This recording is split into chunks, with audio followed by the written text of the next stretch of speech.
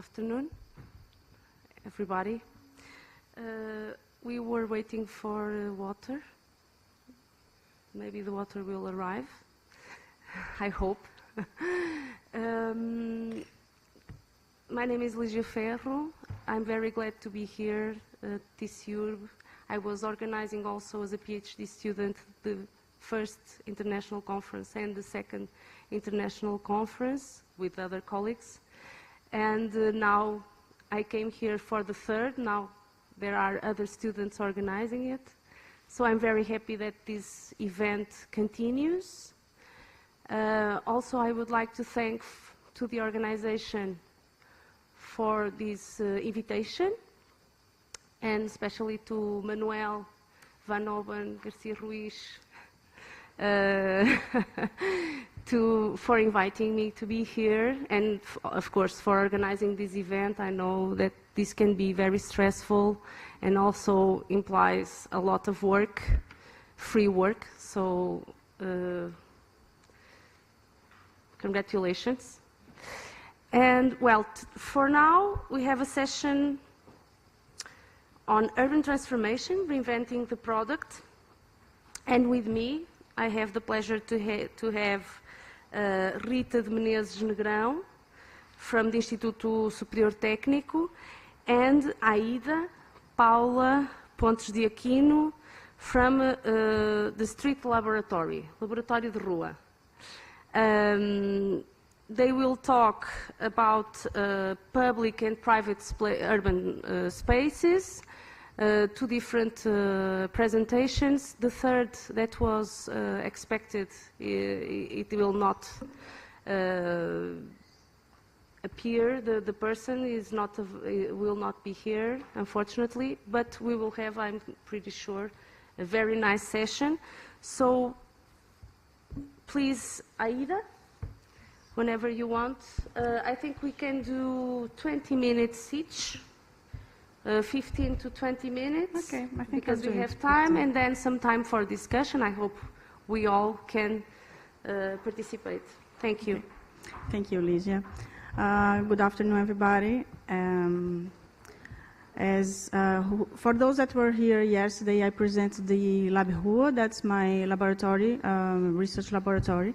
And if you see in the program, those articles that have many authors are from the LabRua, because we are a collaborative research lab, and then that's why we have like 6 people in this work. And I'm sorry for the English, maybe some translation are not good because I'm not used to talk about this subject in English.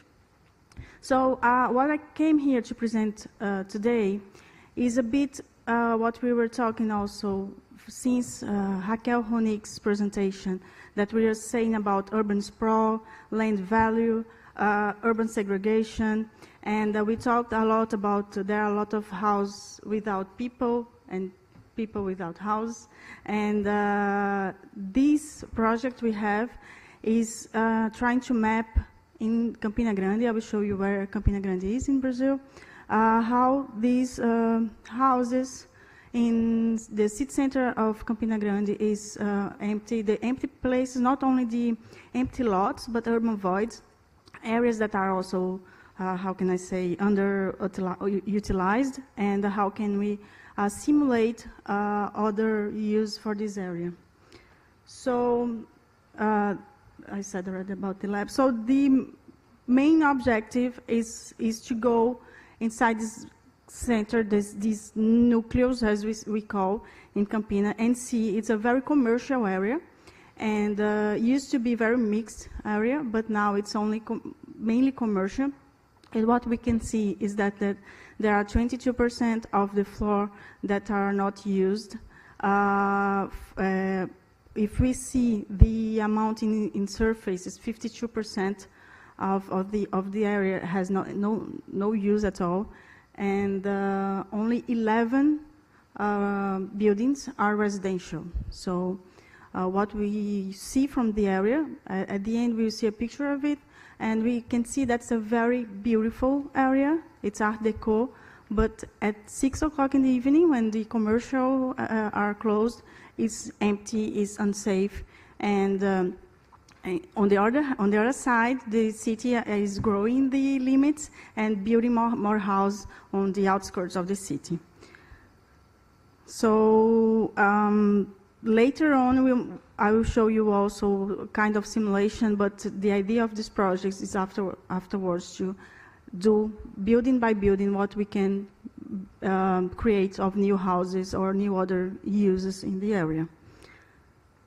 So Campina Grande is located in the northeast of Brazil, and then we have this main area, that's the city center. This is the neighborhood of the city center, and this is the area we studied. So this is the very commercial area of the city. And in Brazil, main cities, this is also the historical, the patrimonial, the historical buildings we have in the city. And in Brazil, it's very common that also there's a relationship between old buildings that are left behind, and people don't want to live in there, and want to live in new condominiums and new areas of the city. So there is also this question of the historical areas that's being abandoned. Campina Grande has 400,000 inhabitants, and it's in the center of the state of Paraíba, and there is some industry, but very also public jobs, and there are also big university. I'm from a private university, that's a big one in the state, but there's also informatics and other from informatics that are really important in Brazil. And what we did, there's a lack of data. That's, I think I was talking to another Brazilian researcher here, that we have a big lack of data in Brazil. And that's why we went on the streets and asking building by building, how is the use of each building. So in Campina, especially talking about density, we have a very low density city. And especially in the area of study, we have almost non-residents. We can see that's only 11 buildings that are specific residential. So this is the steps of our methodology, and we used a type form questionnaire, but we went on the street to see the area, the floors, how is the occupation, also to see a lot. We saw a lot of empty lots that are used for parking lots. I will show you, for example, the map. We can have all the gray areas here are parking lots, and mostly commercial and mixed use, and the mixed use are mainly commercial and service, not residential. And we can see here on the darker gray how many underutilized lots we have. So most of these buildings are on the ground floor commercial, and on the upper floors there are like storage places, or sometimes just like a whole floor with only a table for the employees to have a coffee. So it's kind of not sustainable way of using what we have in the city. And when we see the proportion of the use, we have this, and we have 22% of underutilized floors, but this 22% represents 52% in area, so in square meters. And when we see also by the height of the building, we also have this relationship between the height of the buildings and how occupied they are. It's an area that has almost no high buildings. It's mostly ground floor and first floor, and most of the ground floor are occupied, but then when more we go up, more underutilized or empty floors we have. And this is new because usually in Brazil, we talk about these urban voids or empty lots, more about the areas that are not built at all, and we don't talk a lot about what's the numbers that we have about these buildings that are not completely utilized. So this is another proportion we have also. And then I want to show you a simulation that we started to do. That's, we can see this thing of the ground floor being mostly occupied with commercial areas, and the more we go up, more empty or underutilized space we have.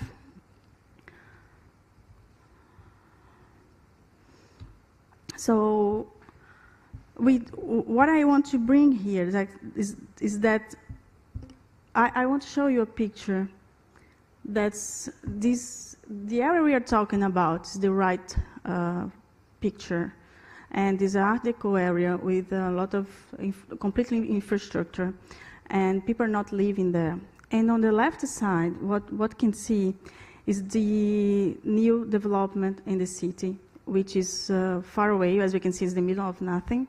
And there is 4,100 houses built there. It's the bigger Minha Casa Minha Vida from Brazil in the last years. That's a governmental policy. And then that's the discussion we want to bring. The simulation we made with the area, so it's the beginning of the research, we calculated that we could build 850 houses or houses like that in this area. That's not the entire neighborhood, the city center.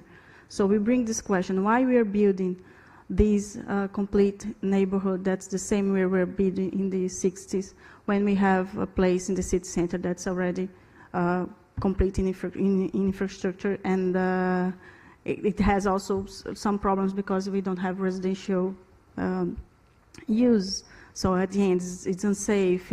But it's a very beautiful area also, besides the infrastructure. So, yeah, I made a very short presentation just to show you this idea and this calculation, and I'm free to answer your questions. Thank you. Thank you very much, AIDA. I don't know if you have any questions for now, or you want to do the discussion in the end. So we can proceed to the presentation of Rita Negrão. Rita, whenever you want. Yes. Good afternoon, everyone. My name is Rita, not Anna, as is likely there. Anna is there, is my co-worker in this paper, and we did this work under the PSS investigation project, and this project pretends to establish assessment methods to analyze public space.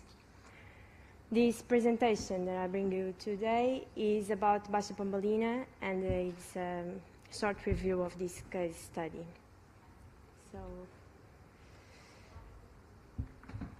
touristification in our days is a buzzword, is a hot topic in the news, and is associated with a lot of another concepts like massive tourism, gentrification, monofunctionality, designification of historical centers, lack of affordable housing, decrease of inhabitants, etc.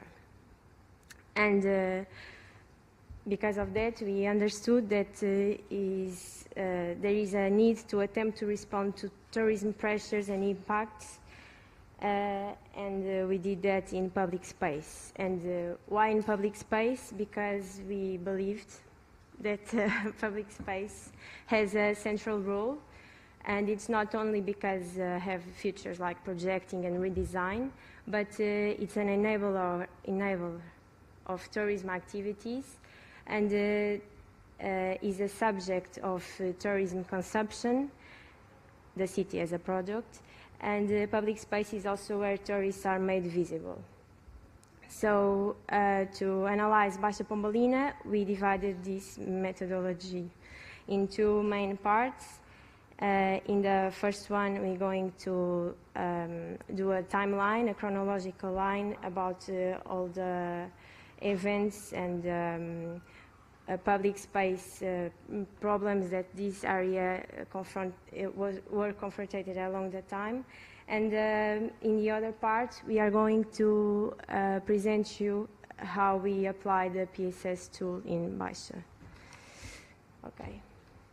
So first of all, we have to understand what is Baixa Pombalina.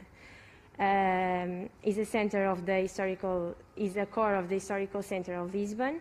Was redesigned and reconstructed following the after plan of 1755 earthquake, and we can say there is a regular grid of rectangular blocks combined with several squares in the north and in the south limits, and connects the two hills of each side, the Colina do Castelo and Bairro Alto.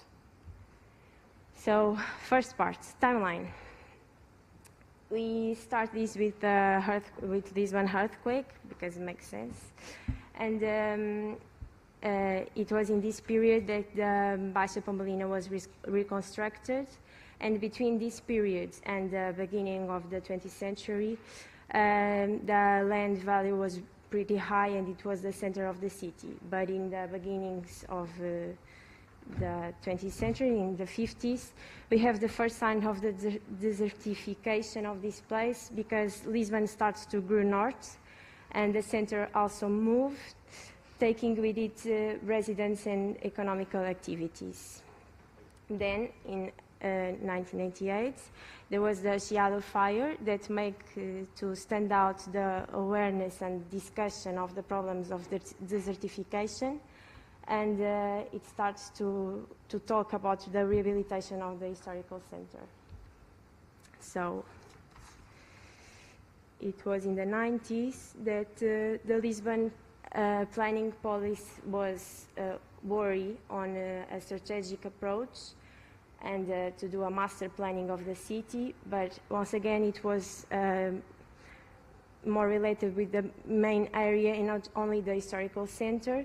And it was in this time that it was created metro stations like Castro Sodré and Baixa Chiado, along with underground car parking, and a lot of squares were redesigned in this point.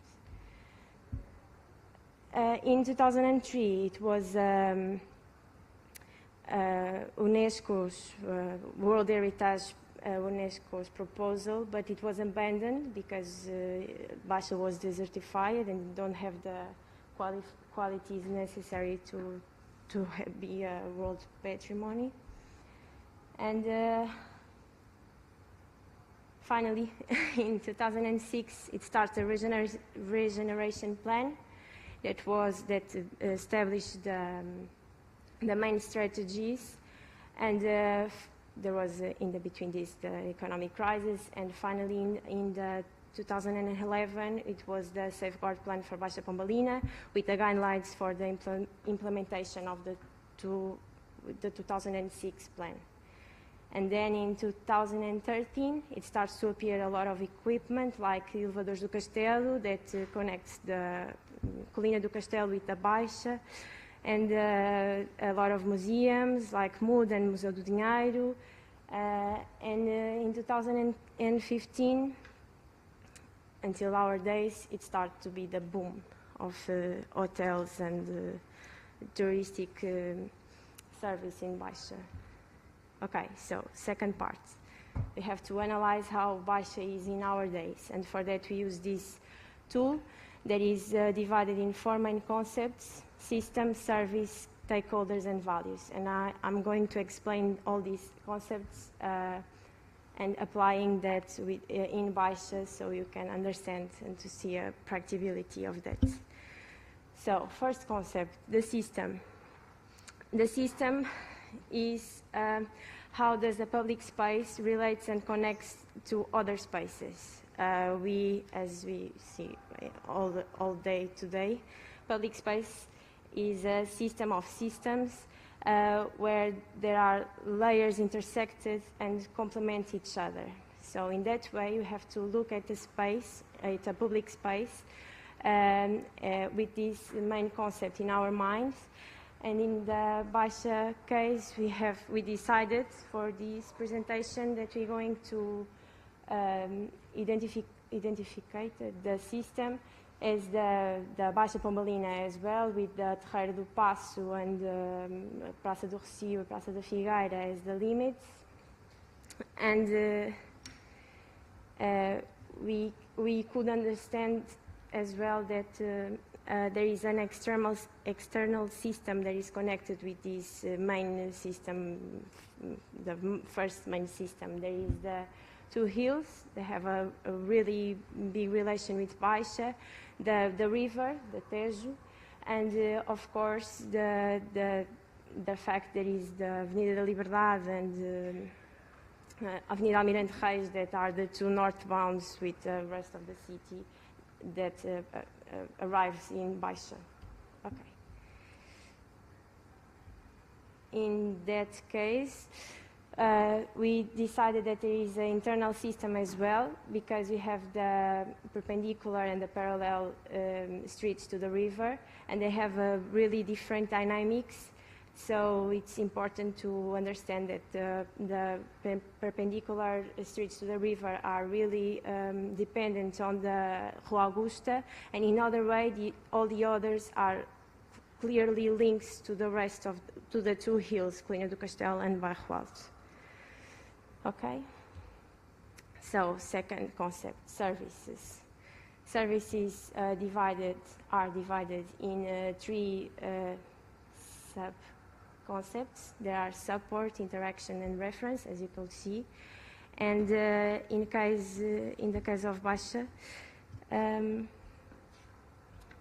we decided to put in this tag. The access, the interaction, and image and reference.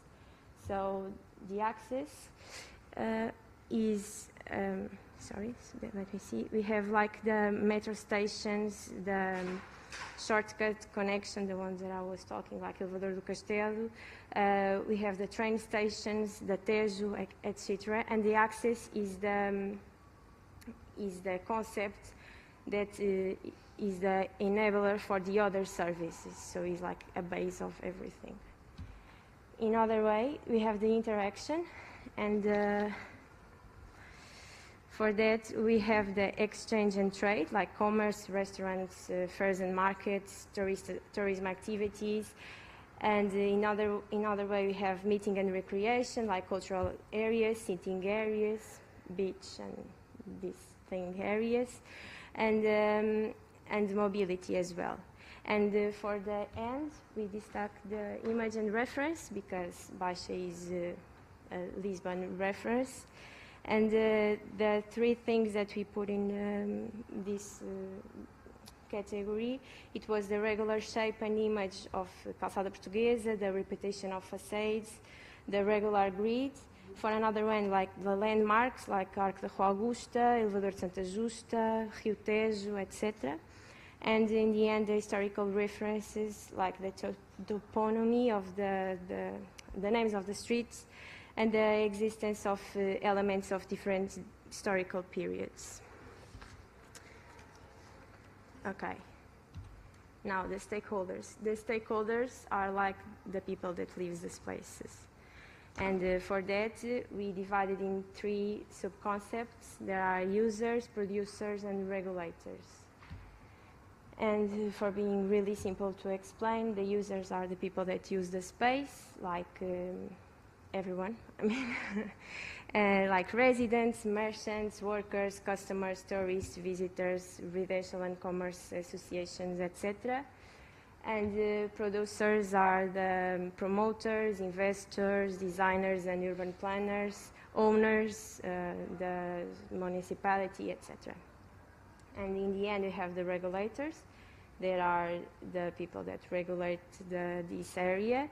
Like we have this, I don't know how to say in English, but we have policemen and planning and regulation agents that are really important to the space. For ending the identification and observation of this area, we have the last concept, that is values, and we don't use one word like value, because we understood that that public space has a lot of values that has to be referenced, like economic value, social value, cultural value, etc. And as you can see here, so I can explain you how this works. I choose this image, and you can see, like, in the first place, the increase of real estate investment and the increase of tourism, the globalization of commerce, and the financial attractiveness is an economic value that is increased in our days compared with 2008, for example. And we have the use value, that is, people are using the streets finally. In 2008 or before now, it was really low, and today the value is the use value is very high. And we have the social value. That means that there is a lot of different, there is a variety of stakeholders, but we understood as well that there is a lack of social interaction between this variety of stakeholders, because could be justified by the fact that each stakeholder uses the public space in a very targeted way.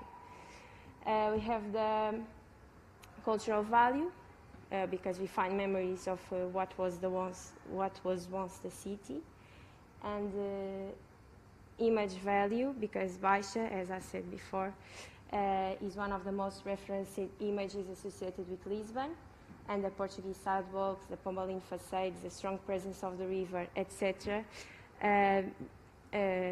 All these characteristics of Baixa had to this area recognition and intangibility. Finally, we have to do the analysis after collect all these data and all these concepts are identified. We need to do the analysis of the public space. And for that, we have we decided that the big points or the main points in Baixa are these 5 ones: formal variability, links and connection, seasonal variety, shortcuts and mobility, and diversity of users' profiles.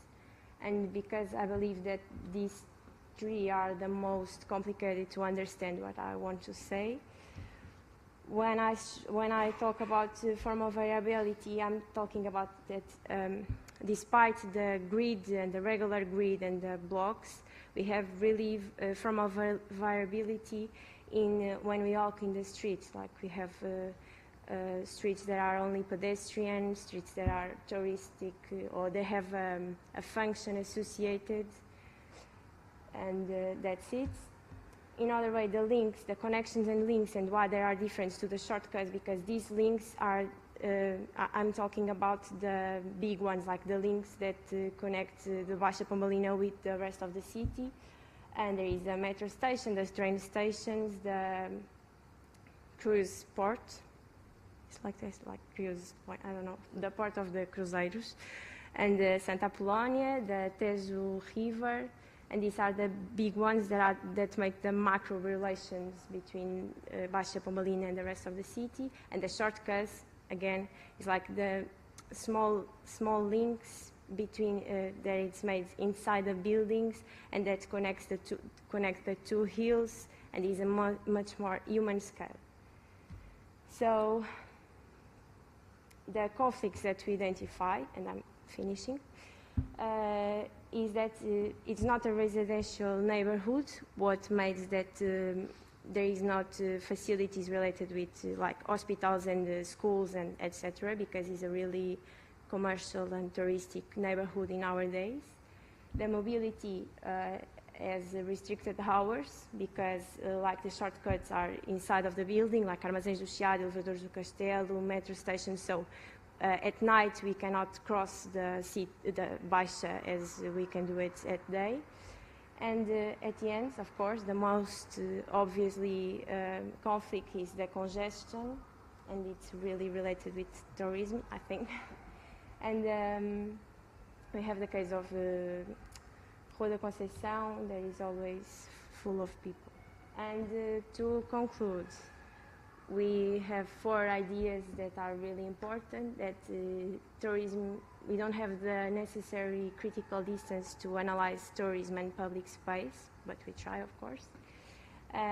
Public space design needs to take in account the pressures and needs that tourism activities entails. So it has to be a 2-point, it has to be a conjectured thing. And tourism is another multi-dimensional layer of the public space. It's not a seasonal thing, it's always there. And our goal is to assess the interaction of public space and public life in order to make these conflicts and synergy more understandable and intelligible. That's it. Thank you. Thank you very much, Rita and Aida. Before asking for some questions, I would like to pose you some challenges, just to contextualize both works in terms of disciplines. These 2 researches were a product of an interdisciplinary work.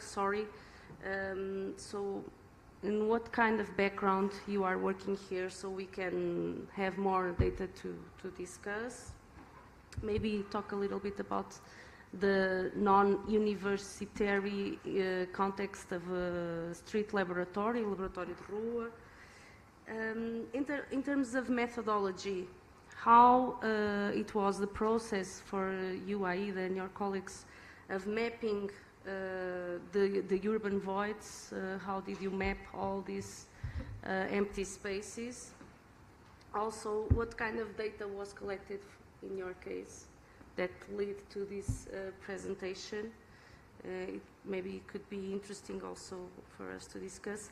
And you proposed to talk about the process from this desertification to touristification, I'm sorry, of the Baixa Pombalina. And you have this diachronic perspective with historical recourse and also a synchronic perspective, but maybe taking more this synchronic perspective of how the tourism is changing today, the Baixa Pombalina. Did you explore deeply this dimension or not? I was, maybe other people from outside of Lisbon and Portugal also can be interested in this discussion. I don't know, maybe you can, yes. So the background, I'm an architect and designer, and although I am a professor in a private university in Brazil, LabRua doesn't belong to any university, so it's an independent research laboratory. But as a professor, I do have contact with students. So in this research group, all of them are undergraduate students of architecture and design. But I also have students from another university, Federal University in the city. So we try at least to reach these students, and it's very interesting to have these different point of views.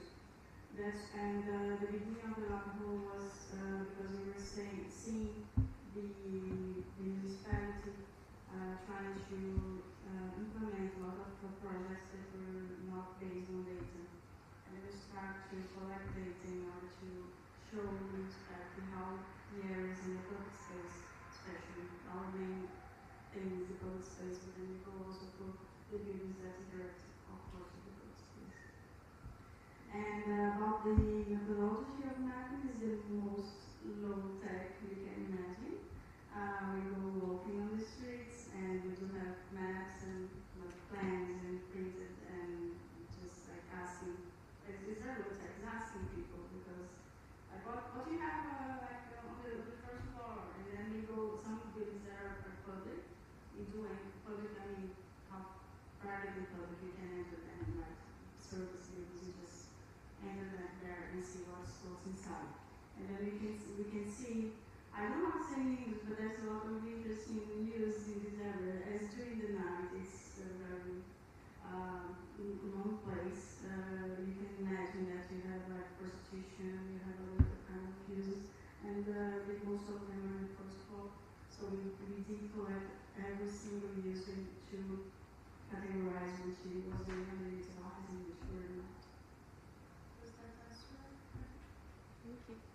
Okay, so about the background, this project is a multidisciplinary project.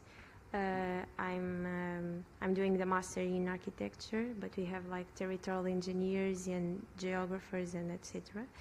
And about the collecting the data, it's basically the same. We have the maps and the interviews, and we go to the streets and ask. But and I think I'm going to answer the next question as well, because this paper is kind of based, or is really connected with my master thesis. So the theoretical part of the research, how tourism, how are the impacts of the tourism in the city and etc. were studied, but in a really theoretical way. And it's not in here because it's really big. Mm-hmm. I don't know. Paper. Yes, I don't know if Anna has something to. Yeah, I would just add some little things. When we started to approach this idea how tourism impacts public space,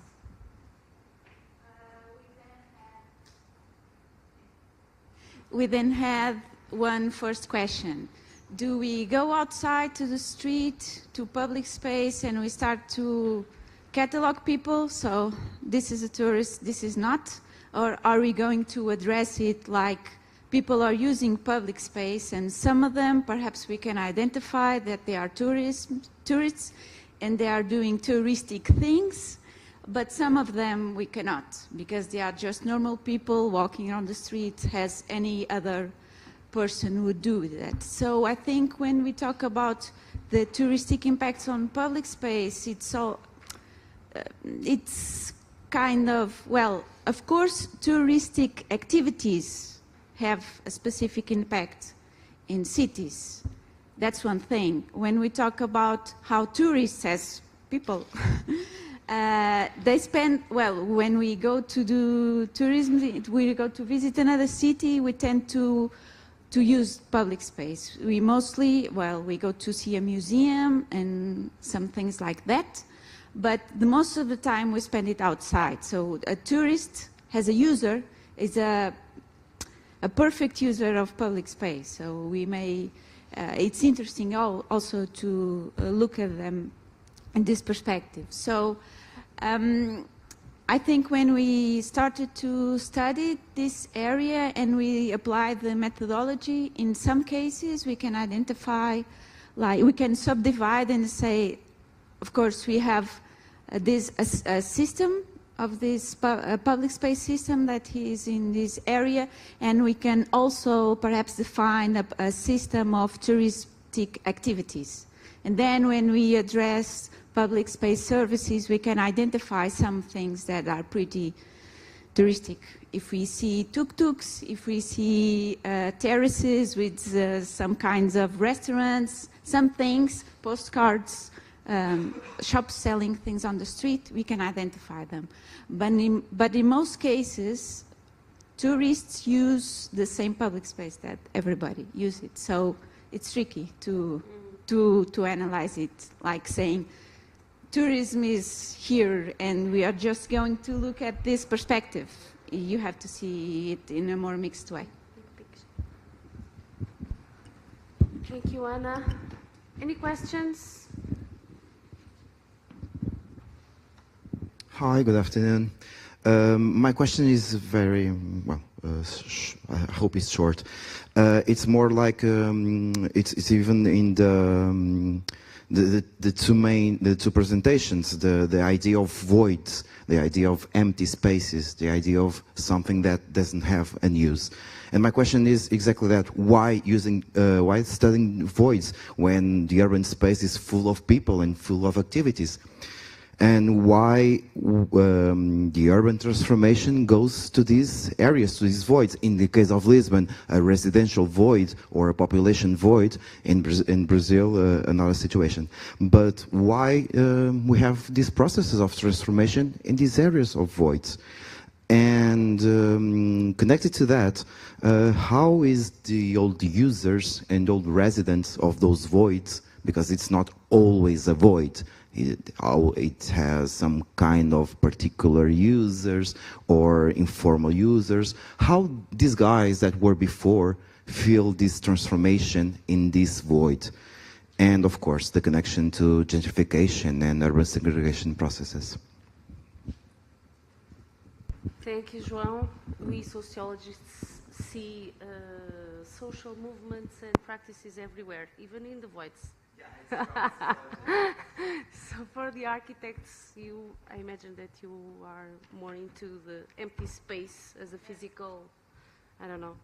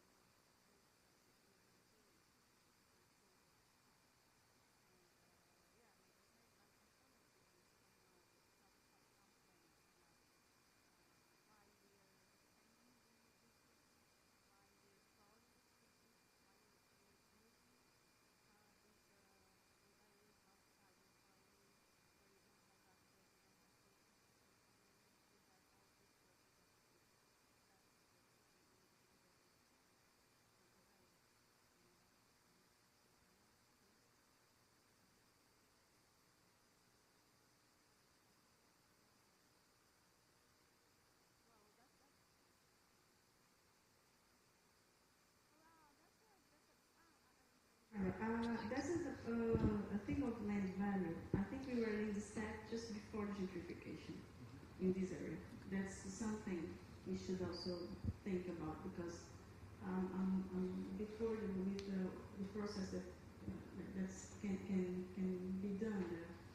I think it's a very easy area to become gentrified. And why?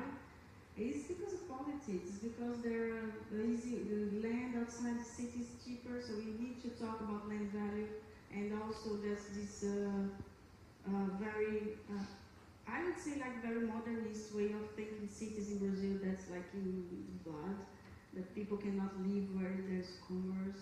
There's especially the middle class, the class that moves the city to go where they want to. So I think it's a matter of land value, a matter of national politics, about which policies we are doing to build the city, and also how the people and the construction follows. Yeah, I was also remembering there's a collective in Madrid of architects that just do projects to identify these voids, and instead of constructing, trying to make a plan for a certain area, urban area, or a city, just using what they have. So it's this ecological way, sustainable way of intervening in the city without building new spaces. And they are doing well. They have a lot of awards and all that. So maybe this kind of strategy can also be an alternative to these political forces, economic forces that lead you to build more and more and more without thinking about what you have already in the city to improve. No, what I do have for the next year, the next semester, is just to try to imagine and draw scenarios for this area using the urban voids and also. Yeah, and I mentioned about the underutilized areas, but just outside this area, the amount of place that are used for parking lots, it's amazing. Like amazing, not that's big. It's like a huge area that's used for parking lots. So. And we did ask the people,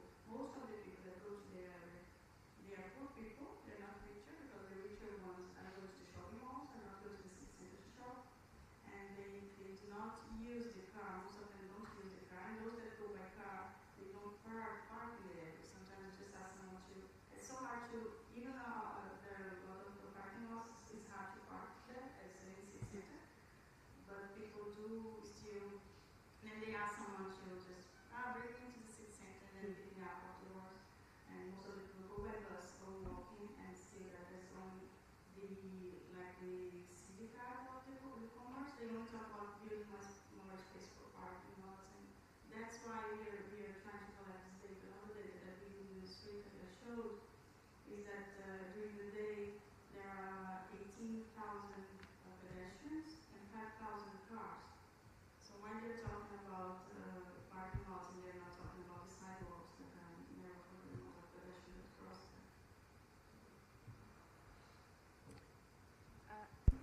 I just want to say one thing answering you, because thinking as Baixa as a gentrified urban place is a kind of a leap of faith, because it was desertified before any tourist or any gentrified people comes there. So the residents and the commerce were leaving the city before the gentrification process. That's what I want to say. Any more questions, comments, suggestions? Well, if not, I think we can finish this session. Thank you very much.